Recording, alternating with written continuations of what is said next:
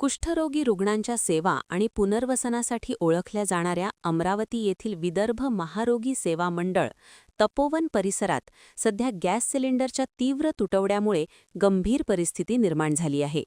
गेल्या अनेक दिवसांपासून सिलेंडर उपलब्ध नसल्याने सुमारे 400 ते 600 रहिवाशांच्या 2 वेळच्या जेवणाचा प्रश्न ऐरणीवर आला असून नाईलाजास्तव संस्थेला पारंपरिक लाकडी चुलींवर स्वयंपाक करावा लागत आहे. तपोवनमधील परिस्थिती इतकी बिकट झाली आहे की मृत कुष्ठरोगी बांधवांच्या अंत्यसंस्कारासाठी साठवून ठेवलेले लाकूड आता जेवण बनवण्यासाठी वापरावे लागत आहे. यामुळे भविष्यात अंत्यसंस्कारासाठी लाकूड कोठून आणायचे असा नवा पेच प्रशासनासमोर उभा ठाकला आहे. गॅसअभावी संस्थेतील आधुनिक पोळी मेकिंग मशीन देखील धूळ खात पडले असून शेकडो लोकांसाठी हाताने पोळ्या लाटताना स्वयंपाकी आणि कार्यकर्त्यांची मोठी ओढाताण होत आहे. संस्थेच्या वतीने वारंवार मागणी करूनही जिल्हा पुरवठा विभागाकडून गॅस सिलेंडरचा पुरवठा सुरळीत करण्यात आलेला नाही. संवेदनशील समजल्या जाणाऱ्या या संस्थेतील रहिवाशांमध्ये वृद्ध आणि शारीरिक व्याधी असलेल्या रुग्णांची संख्या मोठी आहे. अशा स्थितीत प्रशासनाकडून होणारी दिरंगाई रहिवाशांच्या जीवावर बेतणारी ठरत असल्याची भावना व्यक्त होत आहे. या गंभीर प्रकरणाची माहिती मिळताच अमरावतीचे खासदार बळवंत वानखडे यांनी तपोवनला प्रत्यक्ष भेट देऊन पाहणी केली. यावेळी त्यांनी स्वयंपाकघरातील दुरवस्था आणि लाकडी चुलीवर सुरू असलेला कारभार पाहून तीव्र नाराजी व्यक्त केली. तपोवनसारख्या सेवाभावी संस्थेत अन्नासाठी अशी परिस्थिती ओढवणे हे दुर्दैवी आहे. मी तातडीने जिल्हाधिकारी आणि पुरवठा विभागाशी संपर्क साधला असून युद्ध पातळीवर गॅस सिलेंडर उपलब्ध करून देण्याचे निर्देश दिले आहेत.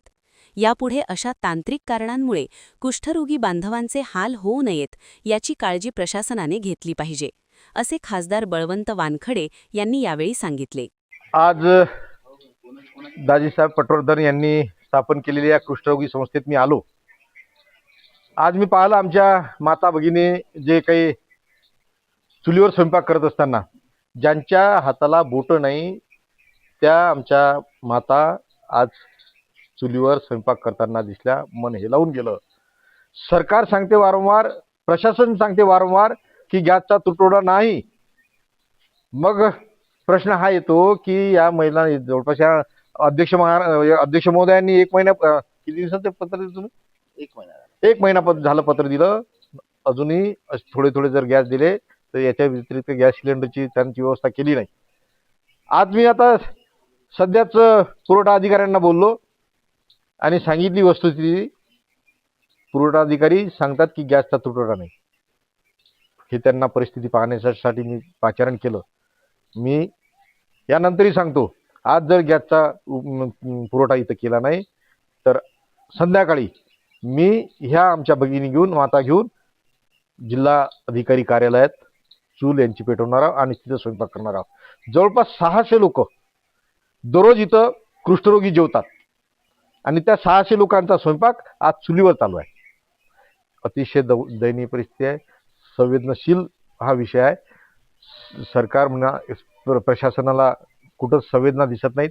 प्रशासन या बाबतीत अनभिज्ञ आहे. त्यांना वारंवार सांगूनही अध्यक्ष सांगत असतानाही त्यांनी आजपर्यंत पुरवठा केलेला नाही.